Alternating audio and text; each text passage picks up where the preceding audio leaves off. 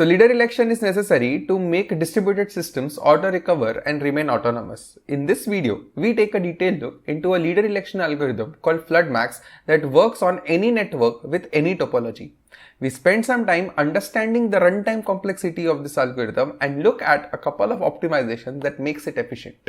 But before we move forward, I'd like to talk to you about a course on system design that I've been running for over a year now. The course is a cohort-based course, which means I won't be rambling a solution and it will not be a monologue. Instead, a small focused group of 50-60 engineers every cohort will be brainstorming systems and designing it together. This way, we build a solid system and learn from each other's experiences. The course to date is enrolled by 600 plus engineers spanning 9 cohorts and 10 countries. Engineers from companies like Google, Microsoft, GitHub, Slack, Facebook, Tesla, Yelp, Flipkart, Dream11 and many more have taken this course and have some wonderful things to say. The coolest part about the course is the depth we go into and the breadth we cover. We cover topics ranging from real-time text communication for Slack to designing our own toy load balancer to ClickBuzz's live text commentary to doing impressions counting at scale for any advertisement business. In all, we would cover roughly 28 questions and the detailed curriculum split week by week can be found on the course page which is linked in the description down below. So if you are looking to learn system design from the first principles, you will love this course. I have 2 offerings for you. The first one is the live cohort based course which you see on the left side, and the second one is the recorded course which you can see on the right side.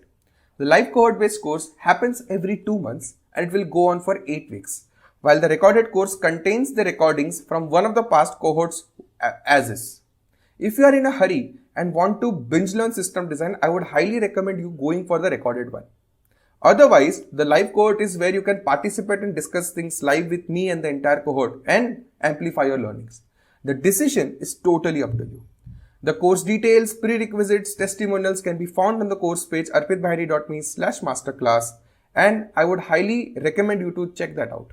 I put the link of the course in the description down below. So if you are interested to learn system design, go for it. Check out the link in the description down below, and I hope to see you in my next cohort. So in a distributed systems where you have leaders and followers, if a leader goes down, we want another node to take place of this new leader. This can be done manually, but it takes time. That's why we want this system to automatically elect the new leader. Right? Now, before we jump into this algorithm, let's talk about a concept called diameter of a network. So diameter of a network with any topology is basically the maximum distance between 2 nodes in a network. So basically it implies that how far are any 2 nodes in this network from each other. If they are directly connected, the distance would be 0. But if they are not directly connected, what is the distance between them? And if we do this, if we compute the distance between all pairs of nodes, we would get and we pick the maximum of it, that is the diameter of the network. The diameter concept of a network is very important in a lot of distributed algorithms where it expects to have this knowledge that, hey, this is the diameter of this network so that your algorithm can halt. Right? Now we take a look into FloodMax algorithm and see how it works. So FloodMax algorithm, the beauty of this is that it works with a network that is arbitrarily connected, which means there is no need for it to be ring topology or a star topology or a mesh topology. It could be anything. So FloodMax algorithm works with any network with any topology in it. Now, every node is given a comparable UID just like always, and the UID is randomly allocated just like always, right? And one big assumption is every node in this network knows the diameter of the network. That if my diameter of the network is 3, every single node knows that, hey, the network that we are part of has the diameter of 3, because that's how they would know when to stop the leader election algorithm, right? So this is the assumption that we start with. Now let's talk about the algorithm. The algorithm is called FloodMax. Flooding is what you would think of, and it's exactly that. So what it does, that it selects, like the FloodMax algorithm selects the node with the maximum UID to be the new leader. And the core idea is we have to flood the network with the max UID. This is the core idea of this algorithm. So what we do is the election happens across multiple rounds, right? And the number of rounds through which, for which this happens is equal to the diameter of the network. which means the maximum distance between the two nodes. So if the diameter of the network is 3, the number of rounds in the election would be 3. If the diameter is 5, the number of rounds in the election would be 5. So it would take 5 rounds for the network to determine who is the new leader. Right. Now, what would happen in each round? So in each round, every single node of the network would keep a track of the maximum UID that it has seen so far, including its own.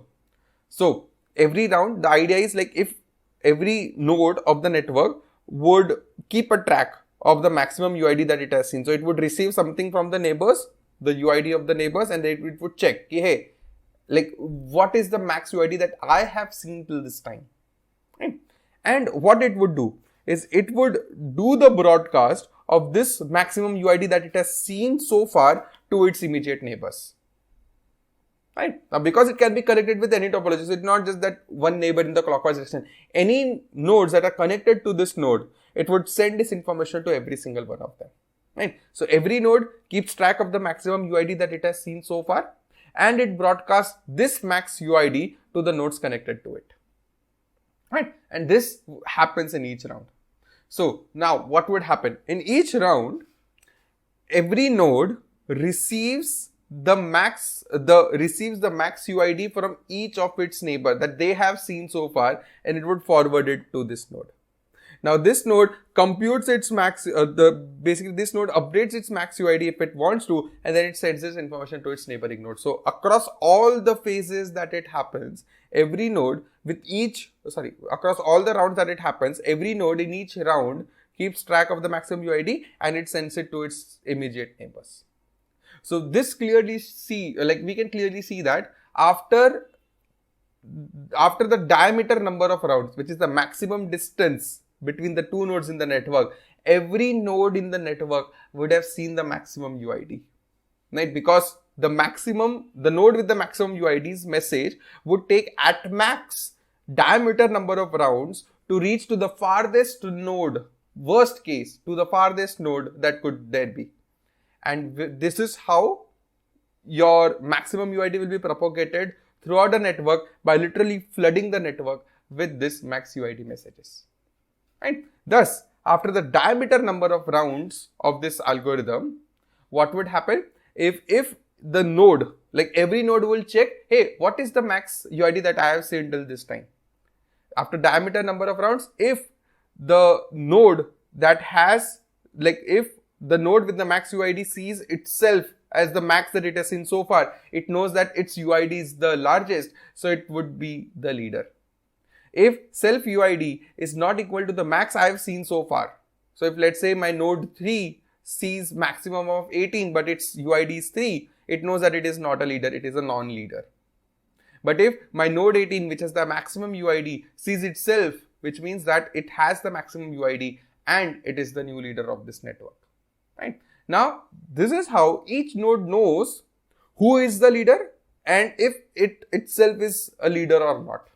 So it solves both the purposes. So by flooding the network with the max UID that the node has seen so far, we cover all bases and every node in the network would know who is the leader and if itself is leader or not.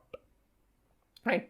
Now, if we do the complexity analysis, pretty straightforward. It takes order of diameter number of rounds to elect the leader. So that becomes your time complexity. Right? Now, and in each round, what is happening is, in each round, across each of the directed edges, we are sending the message. So the number of messages exchanged during this leader election is equal to order of diameter into the total number of directed edges in the network. Right? So that is what your messaging complexity, because across each round, we are sending messages across each of the network or each of the edge in the network. Right? So this is what the communication complexity of the network is going to be. Now let's take a look at two optimizations that we can do. Obviously, the communication complexity seems a little bit high. Let's reduce it. How we can do it? Step 1. What we can do is we can reduce the number of messages exchanged during the election by only sending, like a node can only send a message only if the maximum UID that it has seen changes.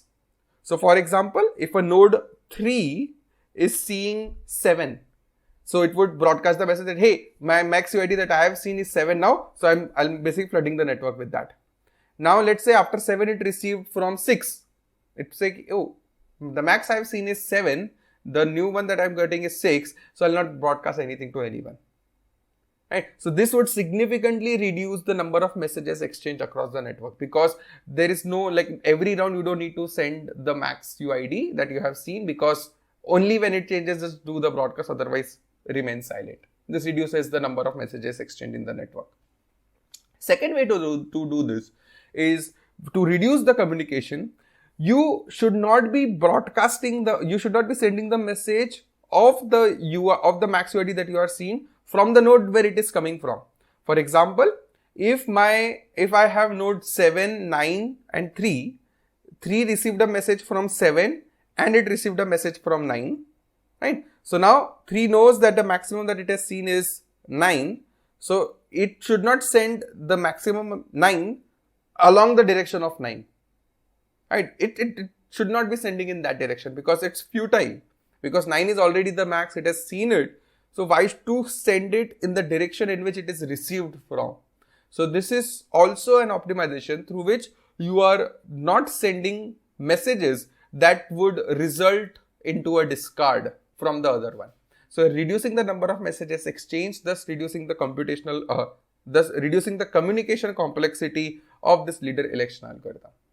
Right? So the idea is, to reduce the communication, a message is not sent to the max UID in the direction of the neighbor from which it was received, thus saving you a bunch of messages that are exchanged. These couple of optimizations gives you a pretty decent performance in doing leader election. And the best part of this algorithm is that it does not really require you to be in a specific topology. Any strongly connected digraph would work just fine for this algorithm. And this was the FloodMax algorithm. And the FloodMax algorithm to do leader election in a distributed network with any topology that you could think of. So that's it for this video. If you guys like this video, give this video a thumbs up. If you guys like the channel, give this channel a sub. I post 3 in-depth engineering videos every week, and I'll see you in the next one. Thanks a ton.